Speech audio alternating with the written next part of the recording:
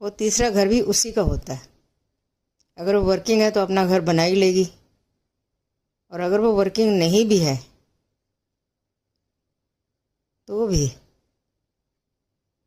मेरे हिसाब से अगर किसी तरीके से उसका तीसरा घर है तो वो भी घर उसी का है। ठीक है,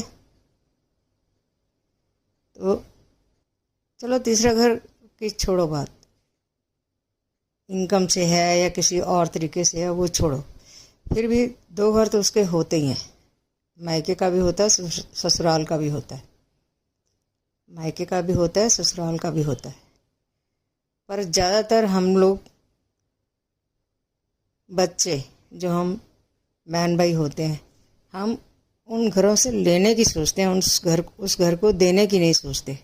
जबकि मेरे हिसाब से लेने से ज़्यादा हमें देने की कोशिश करनी चाहिए, क्योंकि बड़े होने तक, शादी से पहले तक जितने भी साल हम वहाँ रहते हैं, हम बहुत कुछ ले चुके होते हैं। ससुराल में भी हम बहुत कुछ लेते ही हैं। ठीक है,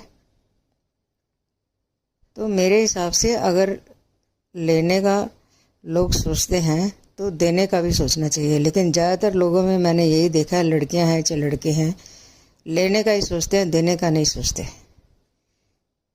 कि माँ बाप सारी उम्र देते ही रहें, ससुराल वाले सारी उम्र देते ही रहें, जबकि ऐसा नहीं होता।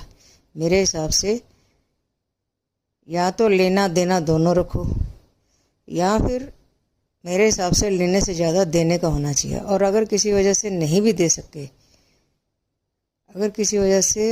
दे सकते, कम से कम लेने का तो मत ही रखो, या बहुत मिनिमम तक रखो लेने का। मेरे हिसाब से मुझे यही समझ आता है। लेकिन ज़्यादातर यही होता है कि सब लोग लेने की सोचते हैं, देने की नहीं सोचते।